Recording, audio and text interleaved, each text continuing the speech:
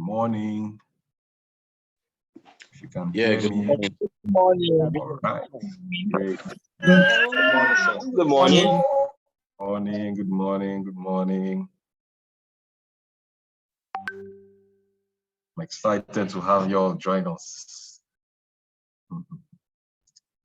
Okay, I think we can, who do we have? I think we can start.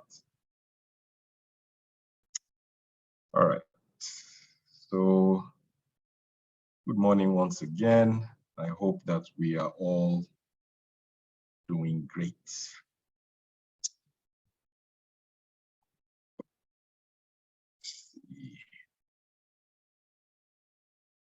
My name is Tony Ayuno, and I'll be your anchor for our session today. We are discussing the vital role Security Operations Center plays in your cyber resilience program. I don't know how familiar we are with the topic, but I'll just quickly launch a poll while we are waiting for a few other guys to join. So if you can just quickly, just to get a sense of how familiar we are with the topic, we should get this out of the way in, say, 1 minute. So let's, it says, how familiar are you with the concepts and functions of Security Operations Center? Please select one. Okay. 2 people say they are very familiar. All right, let's keep it going. We just have 1 minute for this exercise. Let's try to get a sense of our audience. Right.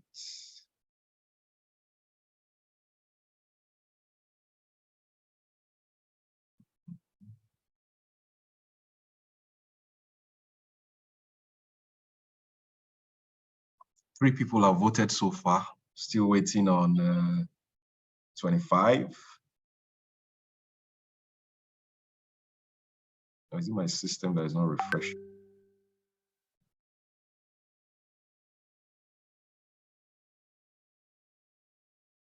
Okay, let me relaunch. I'm not sure what's going on.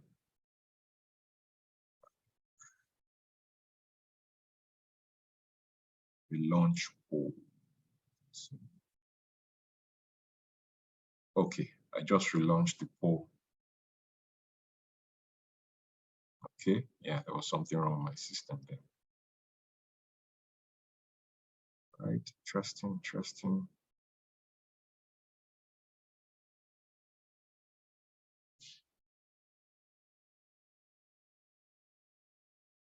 Okay, so we have, once we hit 75% response, we'll be good to go. We have 74 now. Who hasn't responded? Okay, 77. All right, so let me end the poll.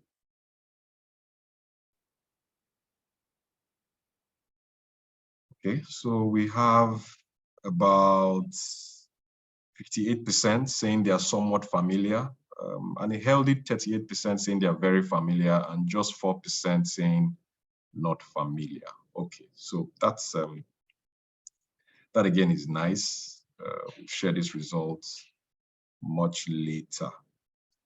Okay.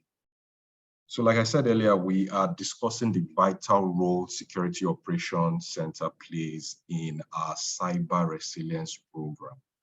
And our outline, if you can just quickly scroll to the outline.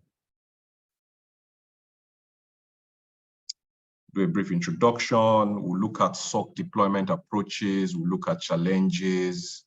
We'll look at SOC maturity, providing assurance for the SOC, and then we'll look at maturity assessments for that SOC. We'll leave you guys with a checklist that you can actually use to assess your SOC maturity level. Be you a SOC analyst, a security practitioner, a control person or an auditor. This will, to a large extent, help you achieve that, right? The checklist we'll share will help you achieve that. So for at least one or two of us that may be completely new to SOC operations, SOC operations help you improve your organization's threat detection. Not just your threat detection, but your response and prevention capabilities. And it does this by unifying all your cybersecurity technology and operations, right? That's what a SOC does in a nutshell. Now, we begin to appreciate the role the SOC plays when you see some of the data that has been put out there on cybersecurity. So be it the opportunities that exist or, but particularly the threat that cybersecurity poses, not just to organizations, right, but even nation states. Please, can you move to the next slide? So, for instance, if you look at the screen, Cybercrime magazine sponsored this, sponsored by, the chart is sponsored by Cisco, but prepared by Cybercrime magazine. And they are saying here that cybercrime is going to cost a projected $10.5 trillion by 2025, right? This was around $3 trillion in 2015. For context, guys, the whole of Africa's GDP in 2022 was under 3 trillion, right? According to Statista. So again, you begin to picture how huge the problem cybersecurity poses to, like I said earlier, both industries and nation states. This same data is also predicting that we will need to protect as much as 200 zettabytes of data by 2025. And it also predicts that ransomware will impact businesses or consumers every 2 seconds. Every 2 seconds, I think by 2025 as well. So what proactive organizations are doing is they are making a shift, right, from cybersecurity and focusing on cyber resilience. And the reason is not far-fetched. I'm sure we will agree that with the right resources, motivation, and time, there is no network that cannot be hacked, right? And so that's why that shift is focusing on cyber resilience, which is primarily your ability to timely identify, contain, and expedite recovery within a minimal amount of time, right? While also trying to minimize the impact whatever attack will have on your organization. So the SOC is a vital component in running an effective cyber resilience program. Why? It hosts a treasure trove of data that, if properly harnessed, can strengthen an organization's capacity to anticipate, to withstand, and respond, and even adapt to cyber attack. So joining us this morning is to discuss this topic further is a friend of mine and a beautiful mind. His name is Debo Adeoti.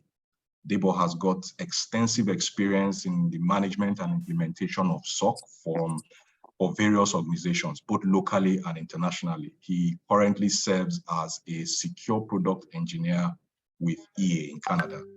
And prior to his role, he was a cybersecurity SME with Deloitte in Nigeria and also in Canada. He is a CISSP holder, a CISA, a certified ethical hacker, among several other certifications that he possesses. So, Debo, over to you. Thank you, Tony. Good morning, everyone. My name is Debo Adeoti, and yeah, that is it's good to be here with with everybody to discuss the concept called Security Operations Center, which is otherwise known as a SOC. And there could be many variations to the name. some people call it SOC, some organizations call it a cyber, a cybersecurity center, right? But in a nutshell, it is just an in-house, a team of security professionals that monitor an organization's entire infrastructure, right? It doesn't necessarily, and when we say security professionals, you'll be thinking of the technical side of things, but it is not necessarily just the technical side. There is the technical security guys, analysts reviewing the data, and there is the non-technical guys, supporting, right? The success of a SOC is highly dependent, right, on the processes, like you all know, right? The people and the technology. This triad would always have to work together, to address and respond to cybersecurity incidents. So when at the back of your mind, you're talking about SOC, everybody has a role to play, from risk management to core cybersecurity to to the business. There are a lot of business decisions that has to happen with a SOC, and I will share that with you somewhere down the line. Okay, can we go to the next slide, please? So, like I said, there are a lot of services that a SOC offers, right? And if a SOC is well implemented, you are expected to see a gradual improvement in your maturity, both compliance and security maturity, right? You are expected to see if it is well implemented. And when I say well implemented, not necessarily well funded. If it is properly scoped with some risk in mind, if you've got the business support, you should be able to see a growth in maturity for those areas that you start with. So what are the core services? I think a lot of us will know about perimeter protection, firewalls and all that. But the question I would ask is, where is your perimeter nowadays, right? Is your perimeter still the typical on-prem, but you use AWS services? Then your perimeter has extended to the cloud, right? We're talking about threat detection and response, which is a broad sentence for all the processes that should detect, hunt, and respond, to cybersecurity threats. We're talking about security event management, which is more around gathering data, logs, gathering intelligence, both inside the organization and external, to a central location, right, to help you correlate, search, and get valuable information out. We're talking about vulnerability management, which is very closely linked with patch management. However, it is your process of tracking down, vulnerabilities in your organization and ensuring that you are patched. For example, NIST or the US CERT would provide a list of 20 vulnerabilities that you must not have running in your organization. That you must chase down. This is totally different from the Microsoft, patches, that comes out, or your device patches. Vulnerability management is focused on ensuring that you're not exposed to core vulnerabilities, whereas patching is more focused on the routine process of applying fixes, both security and non-security, to your organization. Endpoint protection. The simplest way I can talk about this is about, let's say, antivirus management, right? Even though antivirus seems to be the lowest level of protection, the presence of an antivirus or the absence of an antivirus goes a long way in determining, how you respond to a malware, for example, right? And yes, certificate management, right? Because nowadays we run a lot of applications on the cloud or on-prem, and we talk about, we're using HTTPS, right? So when you go to your browser and you want to go to google.com and you type HTTPS, google.com. The S is a secure protocol, right? That is established due to, a certificate, a digital certificate.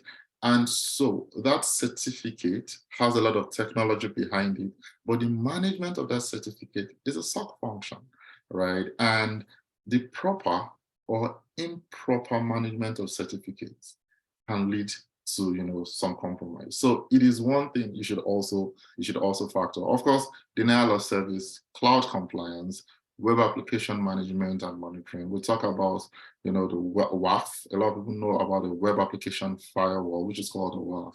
But now a lot of people deploy applications in the cloud, Google Cloud, Azure, AWS, right? Are you using those services? And are you using the security services, with those technologies to protect your applications? And then are you monitoring? How are you integrating that to your SOC, right? Identity and access management is a big thing because identity ties a lot of things in the organization. Your ability to tie an identity to an action, right? That is correlation, helps you identify when you're either compromised, right? And how to respond. Privilege access management closely ties identity and access management. And of course, threat intelligence helps your speed of response. Can we go to the next slide, please? So what are the core benefits of a security operations center? Of course, we know from the general thought is, hey, you can be secure from advanced threats, and risk, right? It's an operational structure with people, right, for preventing and all that. But I think the third point here, which is understanding your security program and how it reduces operational risks and business risk, is very vital, right? So back a few years back, you would see where people will say, oh, the biggest risk we have is fraud, right? And fraud associated with people actually, conniving with their colleagues in an organization to defraud an organization in terms of money, right? Money transfer and all that. And while that is still prevalent, right, the threat landscape has moved to the folks that can steal money virtually, right? The folks that can steal money virtually, or the folks that can extort money from you virtually. So the risk landscape has moved typically away from the guys that steal maybe $1 million or $2 million or even $10 million, conniving with a couple of colleagues in the organization, to people that actually pay hackers to exploit some processes and take away funds, or deploy a ransomware and hold you at ransom to pay before you can get your access. So when we think about that, a SOC should help you reduce your operational risks. And hence, that's why I'm saying it is a business decision. Because if you think about it in that way, there is a business impact. It is, of course, improve analytics, right? Protection of critical information assets. Now, the question would be, what is critical information assets? The truth is, it is not your decision to make. It is the business that will tell you what is important to them. It is the shareholders that will tell you what is important to them. It is the reports from the financial reports, the systems that do that will tell you what is the critical information asset, and your job is to implement and make sure those are monitored, right? Of course, it'll give you more visibility into security operations. What people don't like a lot with a SOC is it gives, initially when you install it or when you implement it, right, you get to see a lot of bad things happening, and it is expected. However, as time goes on, you see the improvements and you get to appreciate, all what is going on. And then it provides early warning that can help definitely prevent attacks. And I think I 100% agree with that. Can we go on to the next slide, please? So, depending on your scale, like how on your scale of your business, we think about, how can the SOC be deployed, right? There are three broad, and I'm going to use the word very broad because, there are multiple combinations of this that can work. Even though I mentioned the hybrid at the end, there are multiple ways in this can work. It depends on the funds, your risk, and all that, right? But, a lot of people, tend to balance things. So let's talk about the in-house SOC. That means you own the infrastructure. Of course, you own the data, you own the people, you own the processes, right? And, you are all encompassing within yourself.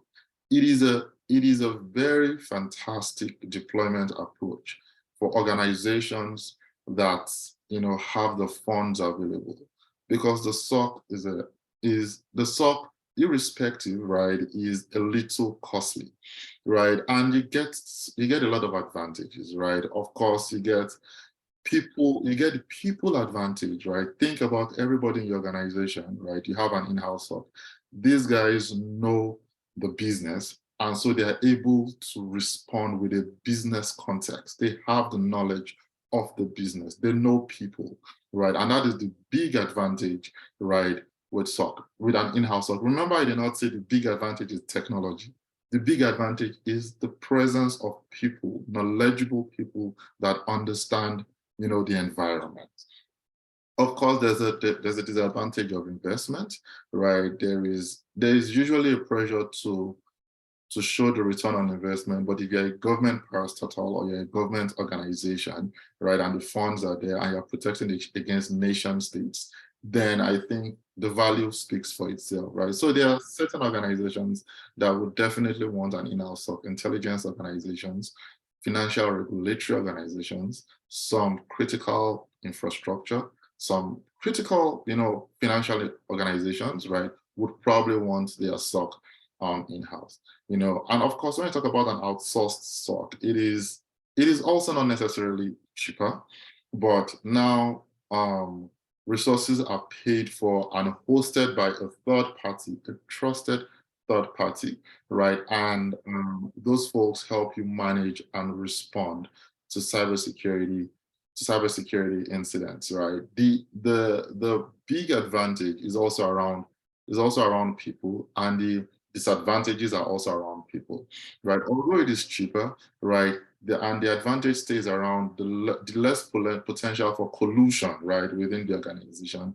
The big issue with a fully outsourced SOC is that these people do not know your environment, and they may really never know it.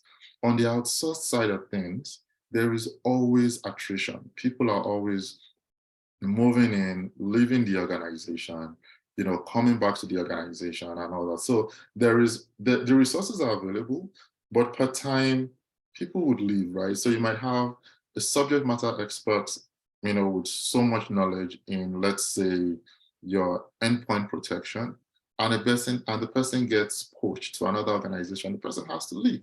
That means, and then it is the job of the SOC, the outsourced SOC, to actually hunt for somebody to replace. The good thing is it is their job. It is not your headache, but the truth is that resource has gone, right? And then, so because of the attrition associated with, the SOC people and the SOC analysts, right, they really never get to know your organization, but it is a super viable solution for medium scale to large scale organizations who do not want to put in the money, who understand a little bit of their risk, and they want to do a managed analysis of, say, hey, I want to review these areas, keep these areas, monitored.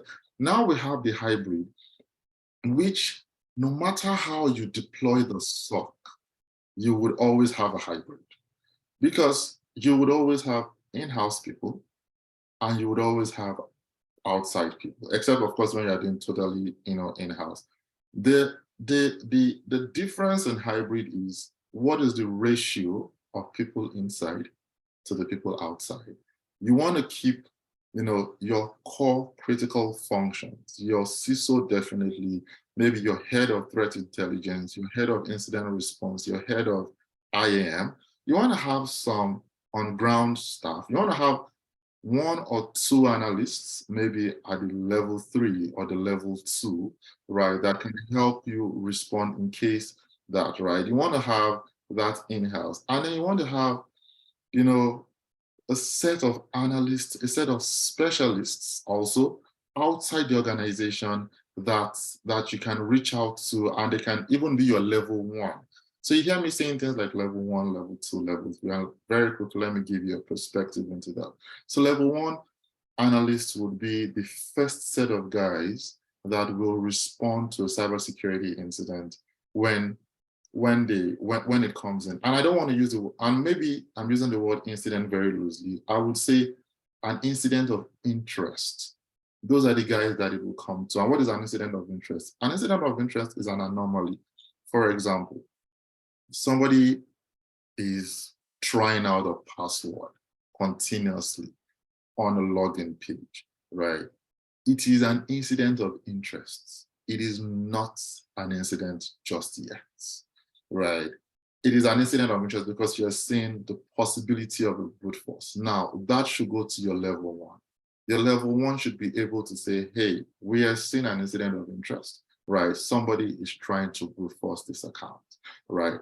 Now, when it probably becomes an incident is when somebody gains unauthorized access to that account and starts carrying out an activity. So from the level one, a decision needs to be made. Should we leave this brute force? And what are the decisions related to leaving this brute force? Is it that we know that we have compensating controls, such as MFA? So even if that account is compromised, the person has to fulfill some MFA challenge and response, multi-factor authentication challenge and response. So yes, have fun brute forcing the account because we know that at the back of that, there is, multi-factor authentication, there is conditional access policies. That way, even the level one can say, hey, we are seeing a brute force, but we have checked X, Y, Z, and we know that we have MFA on that account, we have conditional access. So it is not an incident of concern. And that is how you move on. So all these, right, you have level one, level two, and level three, you have SOC managers and all that. And they help make the decision together on how to protect your organization. Can we go on to the next slide, please? So what are the key challenges? And even though we call it challenges, I would want to change that to what are the key success factors? What are the things you should consider, right, before for a SOC, right? And I think the first thing we should talk about is, of course, let's talk about and let's overflog it, is the risk-based approach. It is not your decision to determine what is most important to the organization. It is the organizations, it is the business itself, the business leaders that tells you, hey, we are launching internet banking. Internet banking will be exposed to the world, and we don't want to lose money from internet banking. Now they have told you an area of focus. Of course, you know it, right? But and that is in a financial institution. What about in a non-financial institution, in a manufacturing institution, right? You have an SAP system that processes payroll, manufacturing processes, and maybe asset management, I'm saying fixed asset management and all that. That ERP, or whatever you choose to call it, right, is critical to the business. You've got a company that drills or mines, right? An oil and gas company, right? And they've got certain SCADA systems or certain safety monitoring systems, right? Where to them, the loss of life is more important than any production risk, right? That is critical to them. So your ability to go a risk-based approach and make sure that you are monitoring the right things for the right reasons will help your success and will help your business case, right? So when you say, oh, you want a SOC, the first thing you should start asking is, what do we want to start monitoring? Because you don't want to boil the ocean. You want to start from a position of, we are giving value so that management can start seeing value. Of course, business people integration is very important. And I'll mention this from the incident response perspective.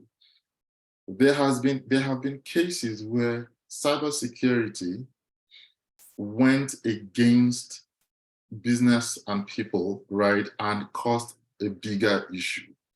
And in this case, we're talking about where there was a ransomware and there was a critical system.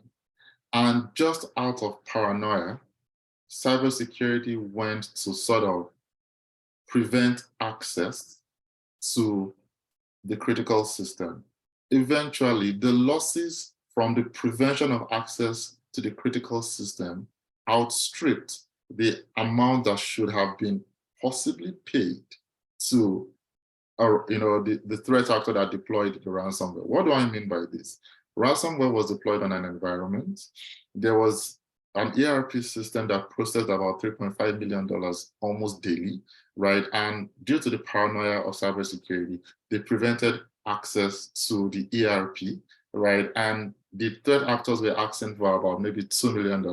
And you had a system that was processing like $3.5 million daily. By preventing access to $3.5 billion daily, they made more losses than paying $2.5 million. So at the end of the day, the presence of business people will help you make the decisions on how to respond to cybersecurity incidents. And we've got a clear vision and mission. We've got management processes. And when it comes to management processes, I want to emphasize the process of documentation. When you document your SOC processes, when you have your playbooks, there is a very high chance of successfully responding to a cybersecurity incident. Let's talk about the example I just gave.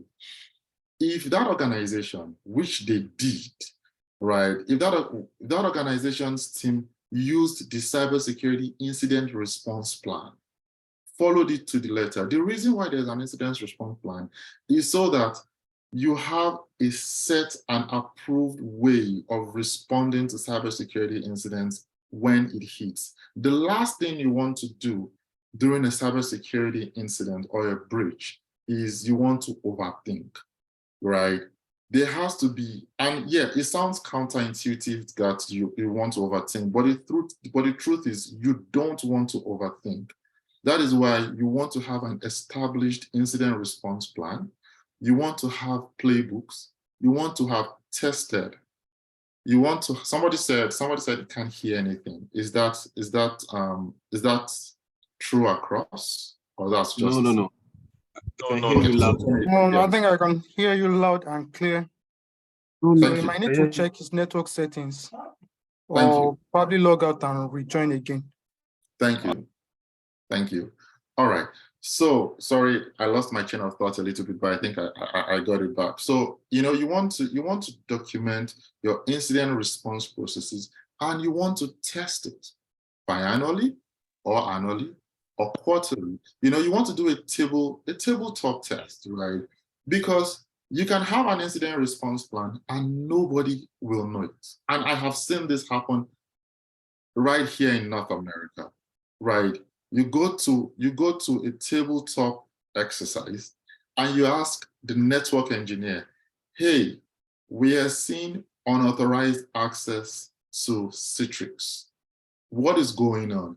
And the guy says, hey, I just blocked Citrix.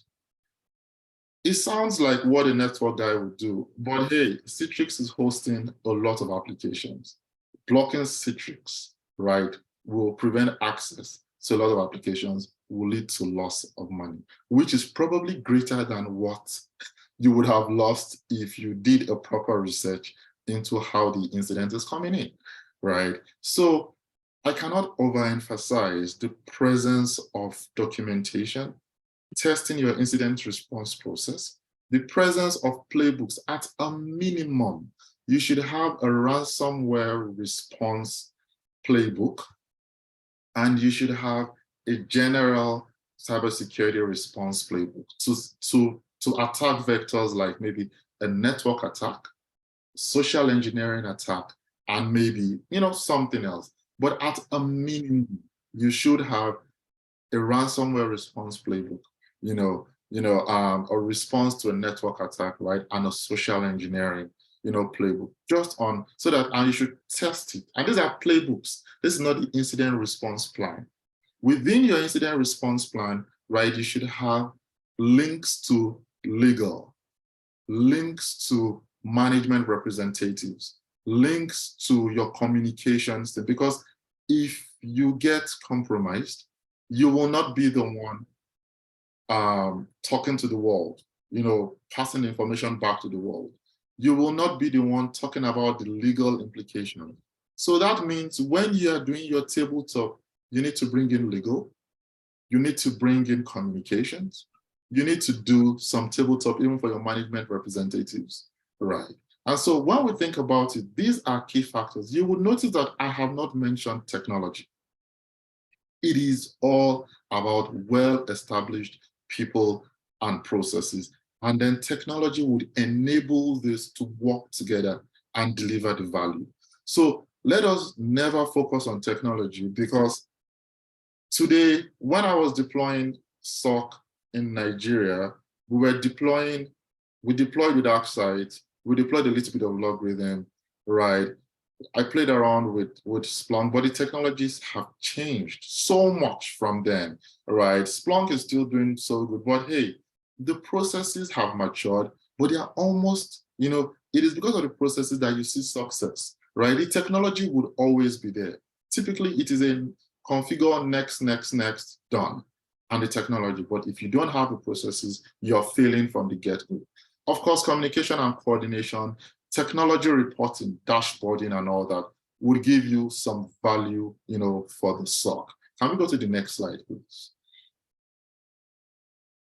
Okay, so let's talk about maturity. And when we talk about SOC maturity, what you see on this slide was provided by Accenture. And so I snipped it off the internet and I put it here. Although I do not agree with some of the placements, but I would talk about it, you know, general, and I'll talk about where I think we should be, right, or where we should be aiming to be, you know, with our SOC journey at a minimum. So when we talk about security perimeter, the leftmost, right, we talk about the typical things, right? Do you have, you know, it's very prevention focused, right? It is our firewall logs coming in. Do we have our AD, right? It is very technology focused, right? How do we remediate things? I'm going to disable that user. That user seems to be going on, right? But everybody must start from at least that security perimeter, because at least we are starting from the point of what do we have and what are we monitoring? This is where your risk-based approach must come in. What are the most important assets? But most importantly, how do we make sure we are not duplicating efforts? Okay, I've got a network of computers and all that. Do I want to monitor all those computers? Or if all those computers use an Active Directory for authentication, then maybe I just want to monitor authentication, security events, and a little bit of network events from the Active Directories. Now you have reduced your monitoring scope from maybe 35,000 computers to maybe a good 7 Active Directories in regional offices, right? Now, network monitoring, right? Do you want to monitor network flows, or do you want to monitor your core switch? You want to monitor your edge firewall, and you want to integrate maybe your AWS CloudFront into it, right? So that thinking would help you, you know, from a security perimeter, understand that, hey, I don't need to boil the ocean. Where are my core points where I can start pulling data from, aggregated data, and I can start getting the intelligence, right? If you've got a web application server, it is good to monitor your web application server. But if, for example, your web application is hosted on Apache and you're looking at your Apache access logs, that is a lot of data to look at. It is a whole lot of data to look at. And I am not against it, but we now start talking about cost, because with SOC comes storage of data, short-term, medium-term, long-term. And application logs are super noisy and they have a lot of information. So do you want to monitor your application logs? Or do you want to put a web application firewall on top in front of your web applications and then monitor anomalies from that front? These are thoughts, these are concepts that, you know, I'm just putting into your head to think about, you know, where do you monitor? So when people say, hey, SOC SOC can be expensive. Yes, it can, but it can also be managed if you are monitoring the right things. And that is what, I want us to start thinking about, today. Let's talk about, the level 2. Now we have gotten the right devices, the right edges, the right services, right? And then the next thing I want to talk about is, we're moving into a SIEM or a data lake. I think a data lake is at a level 2. And this is why I said, I don't necessarily agree with, some of this concept. A data lake is too advanced to talk about at a level 2. I would rather bring that to a level 4, right? But when we talk about a SIEM, which is a security incident event management, right? Or information event management, I forget the exact meaning of that acronym, right? We can talk about SIEM migration. Now, SIEM migration is where, you have a solution called a SIEM, right? For example, Splunk, which I use so much, right? And now that security implementation, that tool can correlate all the information you are getting from your firewalls, from your AD, from your cloud front, from, your edges, bring them together and make some sense out of it, right? And somewhere down the line, we'll talk about the value of artificial intelligence. Thank you for that, Abubakar. Right. We'll talk about the value of artificial intelligence, because when we talk about data lakes and we talk about SIEMs, there is a lot of data to search. There is a lot of data to correlate. So how do we take advantage, and how do we gain speed to be able to respond? But for your level 2, right, you're looking at, of course, log aggregation and retention, use case engineering. Now, when we talk about use cases, there are alerts and there are use cases. Alerts. Somebody is brute forcing. Somebody is testing out multiple passwords, right? Now, that is an alert, right? You can set up an alert from that. Now, but when you want to have a use case, you want to have 3, 4, 5 alerts that come together to confirm that something is going wrong. For example, if you have somebody exploiting log4shell, you see an exploit for log4shell, and then that translates to some form of escalation of privilege. And then you then see a successful login. That is a use case, a complete use case for a cybersecurity incident. But those are 3 different alerts. Somebody exploited log4j.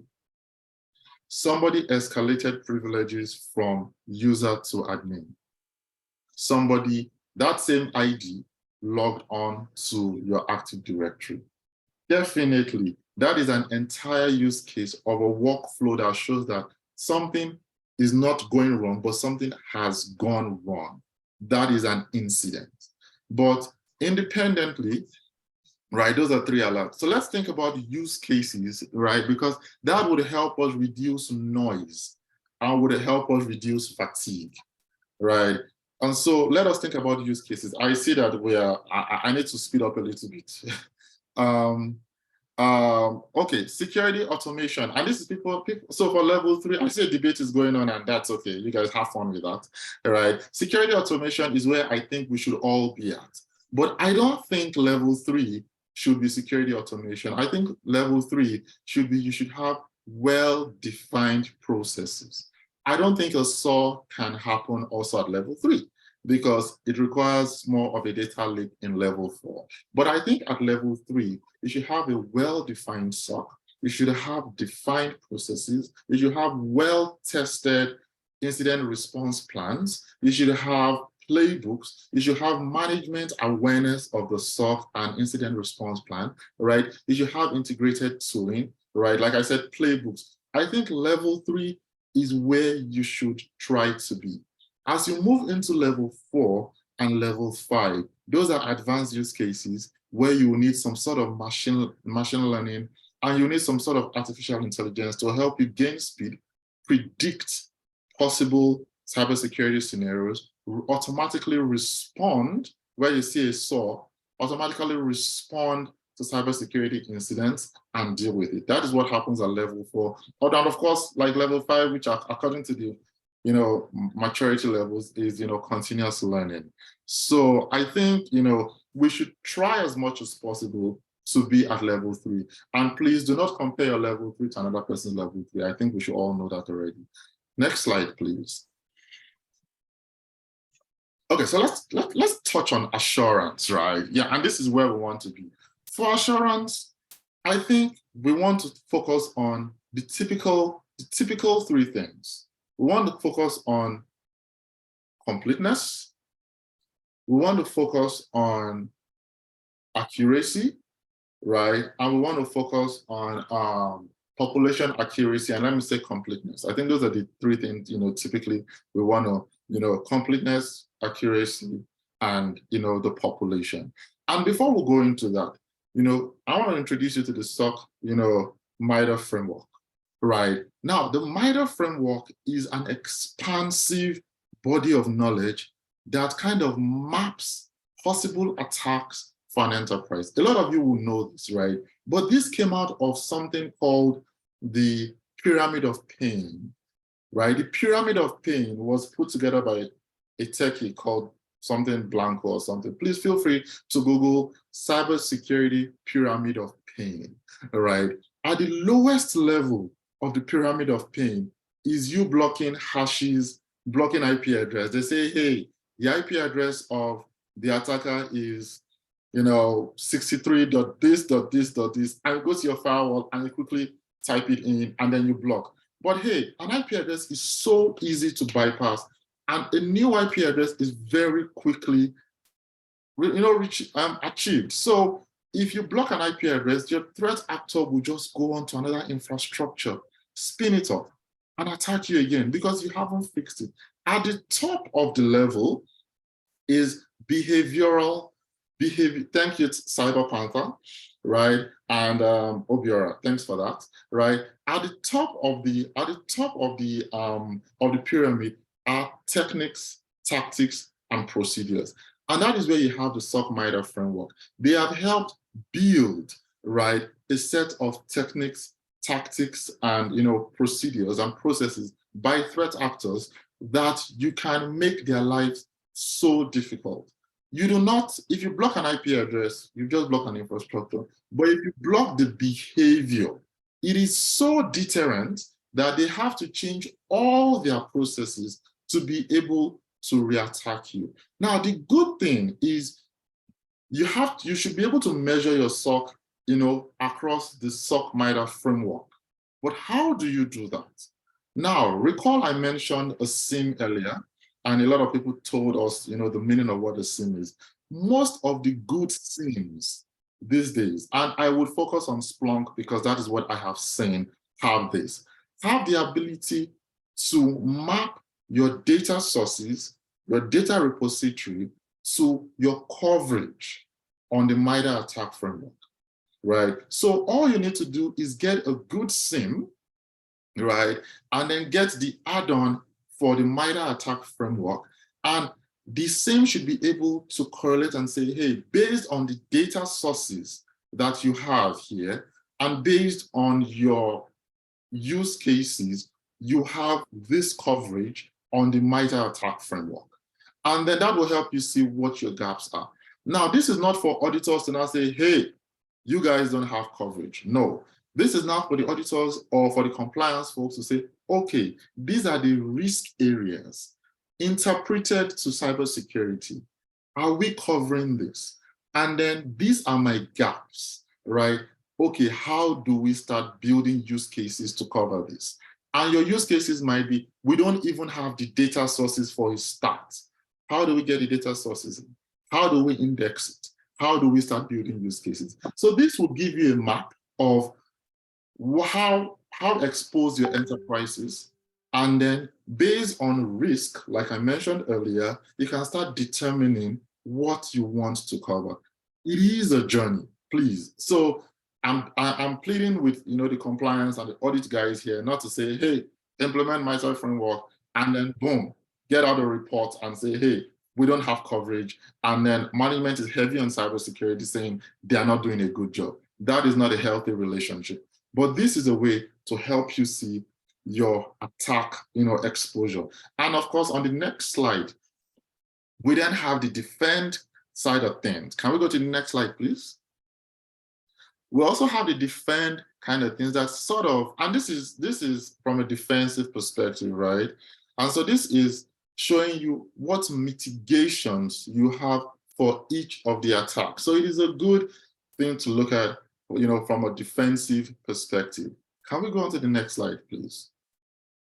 Okay, so let's talk about assurance testing. And we are getting to the end, so I think we'll have some time for Tony to also give some perspective, and also we can quickly take a few questions and some rapid fire. So assurance testing, when we talk about assurance testing, we're thinking about, like I said, right, your population, your accuracy, right? And, the third word I said, which I cannot remember right now.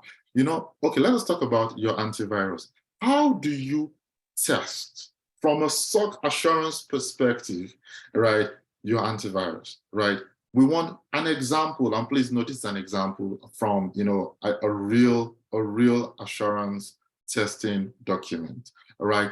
Unsupported version count. What is the business risk associated with this? I will just go to the last set of sentences under the business risk. Assets with unsupported versions are more likely to be compromised due to a lack of protection or detection in place, or experience operational impact. Now, we are not saying there is no antivirus. We are saying the antivirus is unsupported. So we're talking about licensing, we're talking about updates to your antivirus. If your antivirus is not, and I'm using the word antivirus loosely, we should have moved to stuff like EDRs, but that is another discussion down the line. But your updated antivirus, so the presence or the absence of an antivirus, one, the licensed antivirus, right, gets the updates and it helps you to determine. How do you calculate or how do you compute this value? Count of number of agents running unsupported antivirus versus on the antivirus health dashboard versus count of assets. If you've got 35,000 Windows computers and you have only 25,000 with supported licenses, then you have an exposure of 10,000, right? The target should be about 99%, right? And of course, your course of action, however you choose to remediate it, should be with you. But this should give you a view into how you are testing the assurance of at least your antivirus. Can we go on to the next slide, please? Because I have a couple of things here. Email gateway, right? The business risk associated with email gateway comes from the fact that your ability to adequately prevent phishing based on email threats, right, decreases the number of incidents, because we all know that the biggest attack vector and the most successful attack vector is via phishing. So our ability to prevent phishing will help us prevent cybersecurity alerts. So how are you testing the effectiveness of your email gateway? What is your population? How accurate is your population, right? So it is how many blocked emails from the email gateway, are you having versus how many, the total number of emails coming in. All these are not massive numbers that can be so difficult. It is go to your email gateway, whatever you use, right? Go in there and find out how many emails are we blocking, right? That are clearly phishes, right? How many emails totally are hitting the email gateway? And then how many phishes are actually coming through? Because no matter how many emails you block, some phishes will successfully come in through, right? External to internal. The ratio should be, you should be at least blocking 99%, and it is a journey, please. So compliance, please, do not expect your team to be at 99% on day one. It is a journey. We expect that only 1% of fishes, well-crafted fishes, should come through, right? And for that, yes, we should be able to respond to that because we have phishing trainings, we have social awareness, right? We have all the awareness, social engineering awareness, so we should be able to respond to that. Next slide, please. Of course, MFA, you want to test the responsiveness of your MFA, right?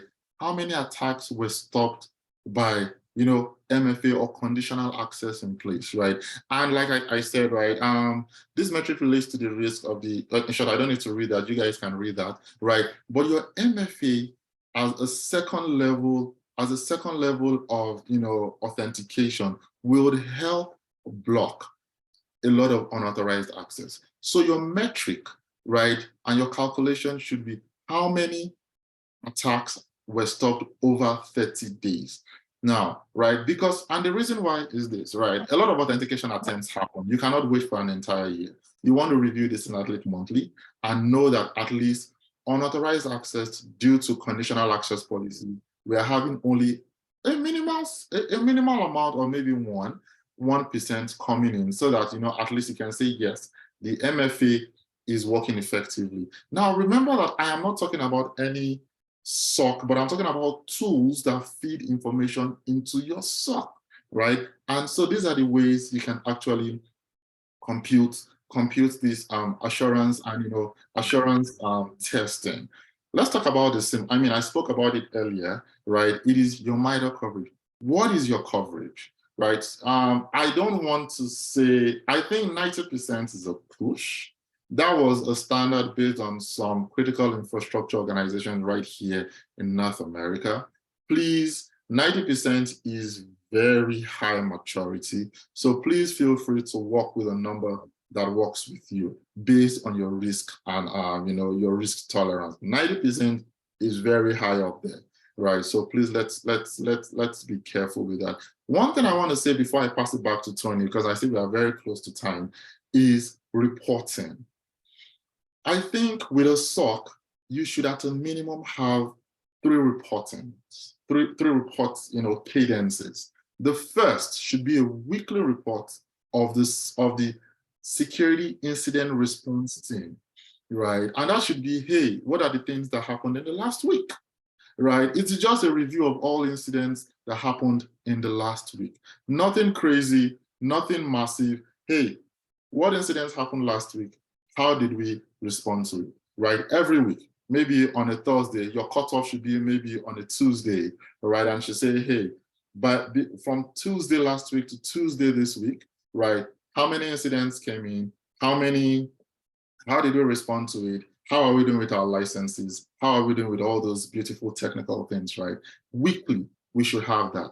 Monthly, we should have a cybersecurity and IT update, right? Saying on the cybersecurity side, this is how we're looking. On the larger IT and technology group, this is how it is looking, right? And you're saying, okay, these are our technologies that are majorly attacked. These are the people and the groups that are majorly attacked, and all that. On a quarterly basis, you should be bringing the results of your assurance reviews of your weekly meetings, in a business languages to management, right? And that will be taken forward by your CISO or, your technology leads and your technology groups, right? You should take that forward to management to say, from a cybersecurity perspective, now we are not talking SOC anymore. We are talking cybersecurity. This is how we are looking as an organization. That will then be giving management the assurance that the SOC is giving some feedback and they are seeing some value for money. I think I'm good with that. Next slide, please. Okay, so like I said, and you must have heard me a lot of times, I said, please remember not to boil the ocean. This is risk-based and it must stay that way. Tony, thank you so much. I'll pass it back to you now. Wow, thank you very much, Debo. Insightful session. I'm sure that Can we do an extra 10 minutes just so that we can take questions? I know we are already out of time. This happens a lot these days. Can we do 10 minutes just to take questions?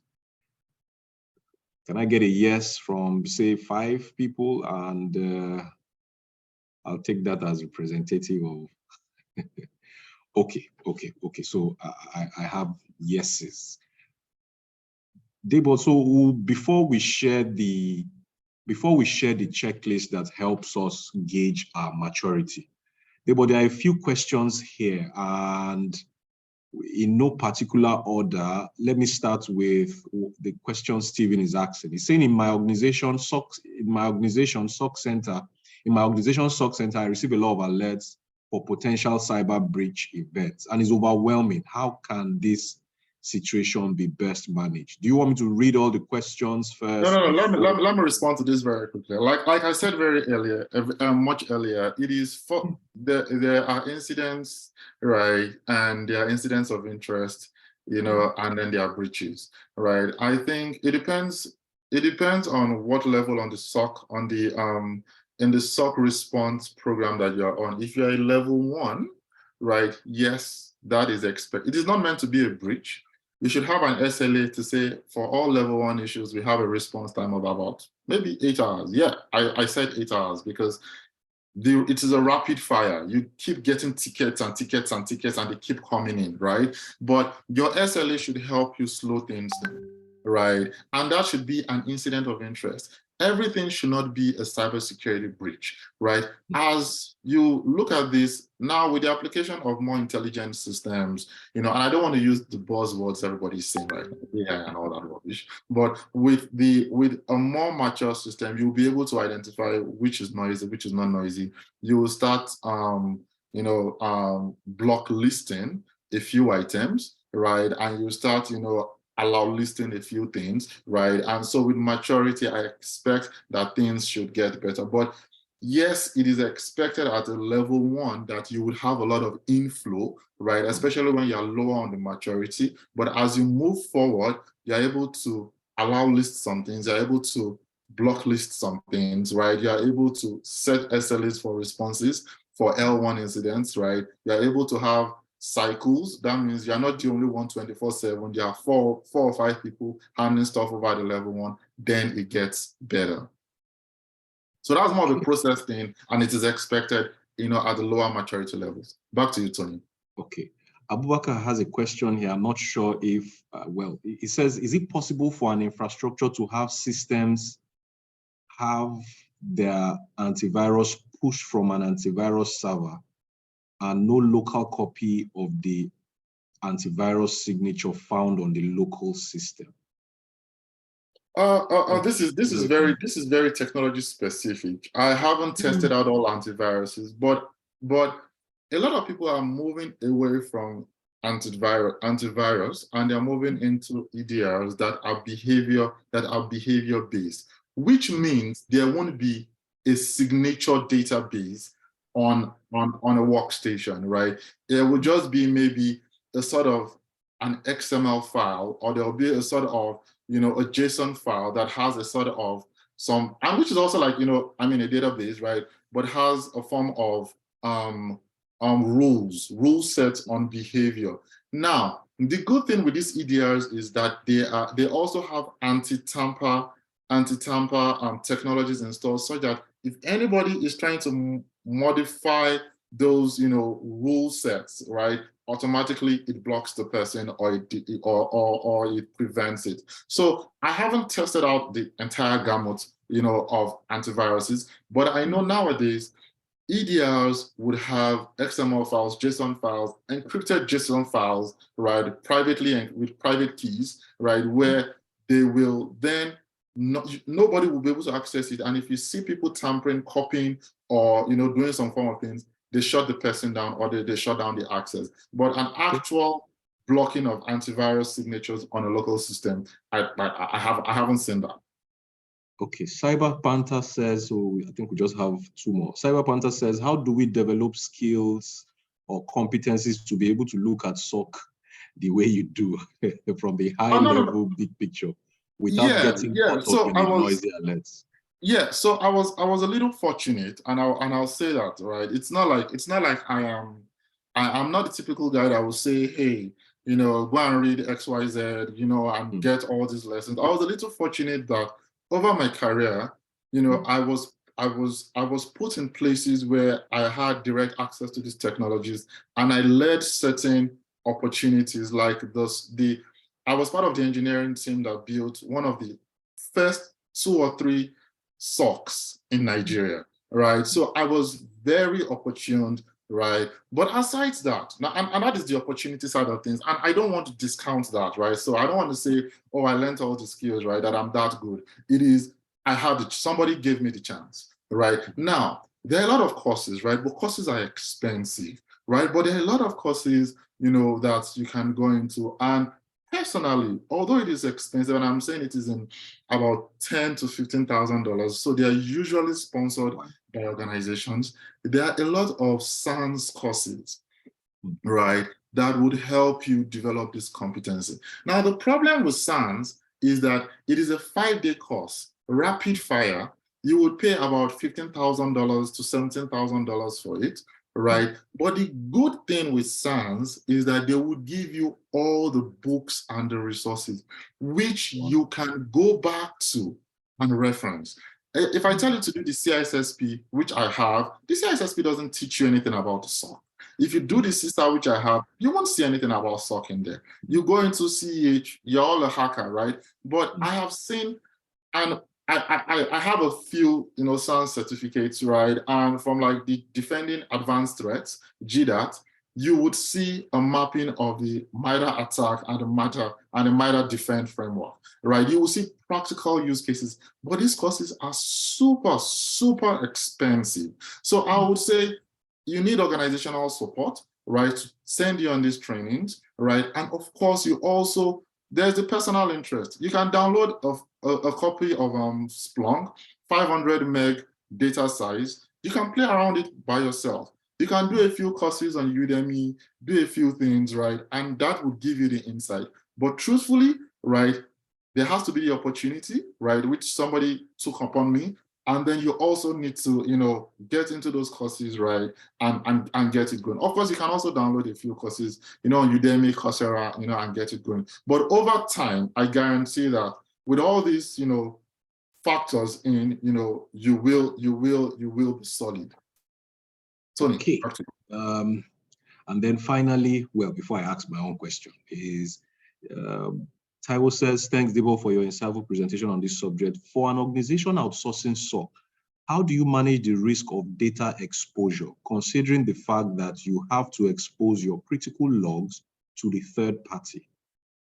Yeah, and I don't want to sound a little, cliched here, but you've got to sign agreements.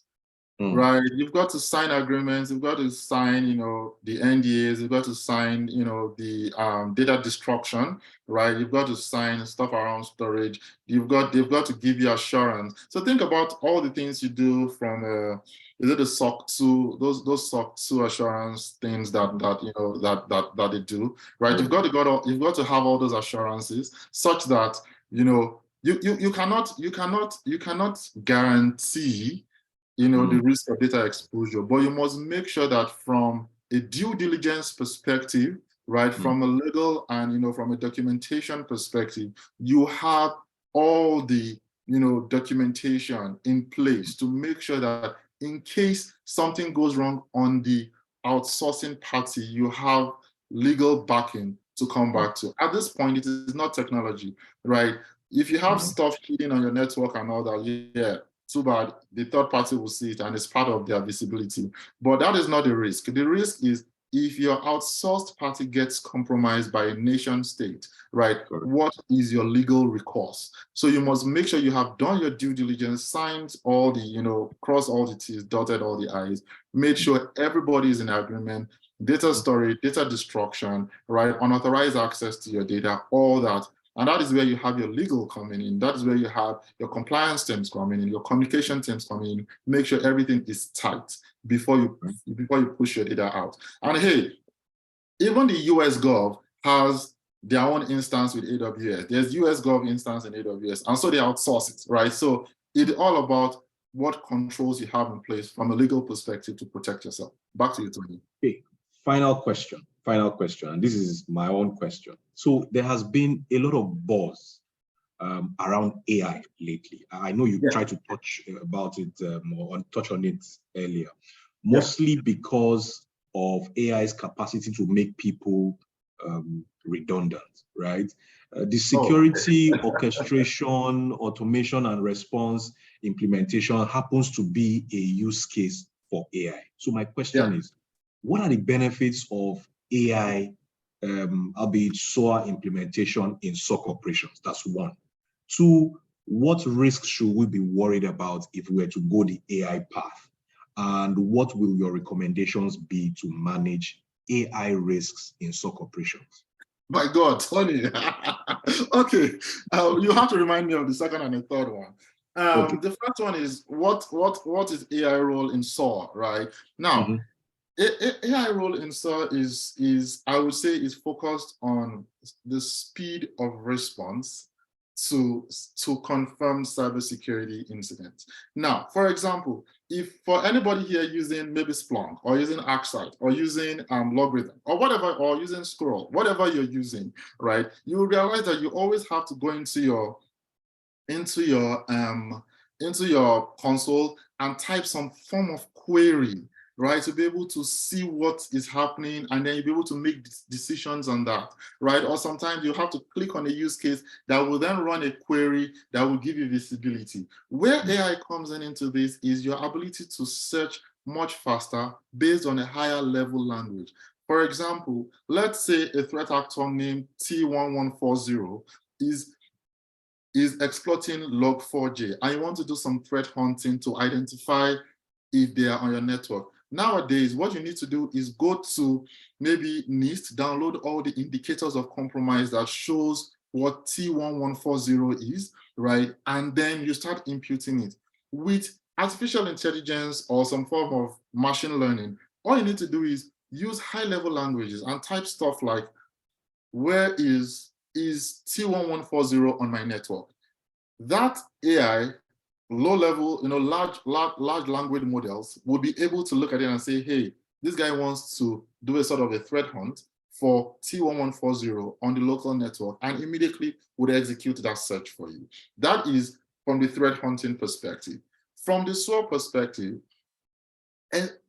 except you have well-established processes, then you can have your artificial intelligence built in such that if you see a threat actor that match, if you see IOCs that match this threat actor, then carry out this response procedures. But you have to be extra careful, because even though you say artificial intelligence, it is very intelligent, but you need a little bit of a human perspective to give it context, right? So I see SOA nowadays, right, getting a lot of traction because of artificial intelligence. There has been SOA since like 2018, but we have not been able to squeeze the juice out of SOA because it has just been an advanced thing, right? But nowadays, with the infusion of artificial intelligence and better search and response capabilities, we can now start seeing some value out of SOA and some automated responses. Of course, you have to exclude certain critical systems so that we don't have a case of a ransomware of 1.5 million and then you're blocking a $5 million environment or system. But I see the infusion of artificial intelligence in SOA to help improve our response capabilities, and that is the strength. I think on our jobs, right, I don't think AI is going to kick us off our jobs. I think it's going to make us more efficient, because now instead of you having a database of Splunk queries or whatever queries that you're dealing with, now you just have some searches. You can literally talk to your SIEM or talk to your SOA like you're asking, the typical large language models like ChatGPT, and you can get responses, and you can respond, you can have actionable, responses to that. So I don't think, however, where the risk is if you are somewhere on a level 1. If you're level 1, taking in all the incidents of interest, I think that level would probably have an AI impact because of the velocity of information that comes at the L1 level, there would need to be some sort of artificial intelligence to automatically look at it, analyze it, and determine if it is an incident of interest. So I think we should all upskill and try to be at the level 2, where after the AI has done the initial filter, it is passing it on to us for better decision and judgment. Tony, did I miss anything? No. I think you wrapped up everything in your explanation, and that makes a lot of sense. Thank you very much. Thank you. No worries. So this document was developed by a Rob Van Os, right? He's the author of this document, and if you go to this site, I'm sure you'll be able to download a copy. It's quite interactive, and the beautiful thing is a recent stuff, right? They have the basic, they have the mature version of them, depending on where you are in your SOC journey. And like I said earlier, it's quite interactive. There are a few assumptions that have been made here. So you have the introductory page that also tells you how exactly you should use this, what the assumptions that they have made are. You can actually set where you want to be in terms of your SOC maturity. If you want to be on a 3, or if you're on a 3 and you want to assess the effectiveness of where you are, right? You can actually set that. Let me just move to the next page. So when you're carrying this assessment out, the beautiful thing is this is mapped to NIST as well, the NIST cybersecurity framework. So it's practically a drag and a click and impute your data. And at the end of the day, it maps out everything for you at the end, showing you where exactly you should be improving.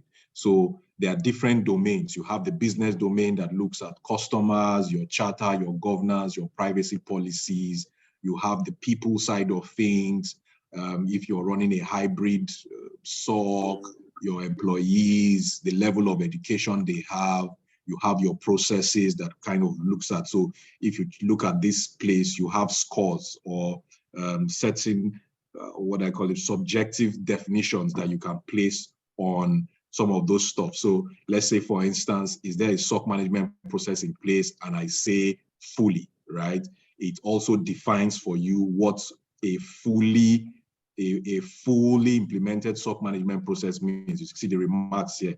A SOC management process is used to manage all aspects of blah, blah, blah, blah, blah, and then it defines all of that. Don't mind me, I'm rushing because of our time. Then you have the technology side of things.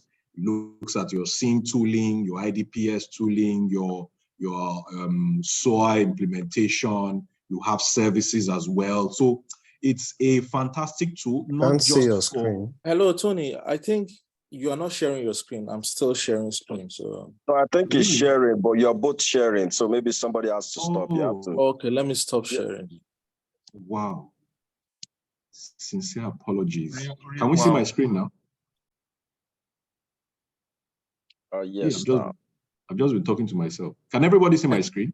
Yes, we can see. Yes, we can see it. Okay, beautiful. But I'm going to share this for those of us on the WhatsApp group. I'll share this document with us. And then if you have any questions, we can always look at it together. But these are all the domains. And then this is your result sheet. So based on what you may have filled across these different boxes, the end product will be your report at the end. So be you a SOC analyst, a SOC manager, a CISO, you want to kind of internally assess how effective or how mature your SOC processes are, this helps you do that job to a large extent. Fantastic, fantastic resource. If you're also an auditor or a risk practitioner, you want to access for your organization, fantastic resource. It should help you achieve that.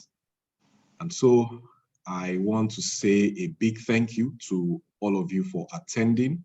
And so the tech assurance and advisory, I'll call us a community, right? That is premised on the fact that we rise by lifting others. It's a support group for practically everybody in tech these days. Initially, you had more people tilted towards the risk side, but I think now is a healthy mix of all sorts of folks in tech. So if it's a place you think you'd want to join, there's a job you're doing, you need support, you just drop that message on the WhatsApp group. There's someone there to pick it up and stuff. There we also post job opportunities in the tech space, both locally and internationally. So if it's something you'll be interested in, this is the WhatsApp link. You can click and join. You can follow us on LinkedIn for some of our posts. And for previous sessions that we've had, you can see that on YouTube. This will be uploaded on YouTube, hopefully by the end of next week.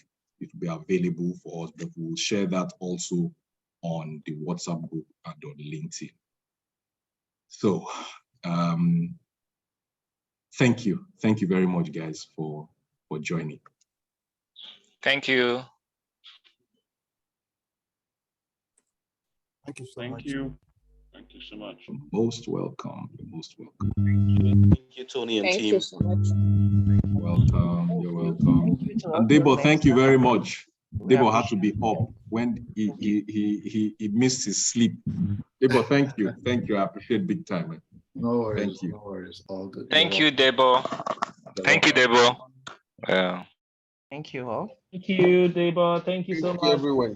And Tony, thank you so much. Welcome. Enjoy your weekend. Thank you, guys. You're welcome. Enjoy your weekend. Thank you, Tony. You're welcome. Enjoy your weekend.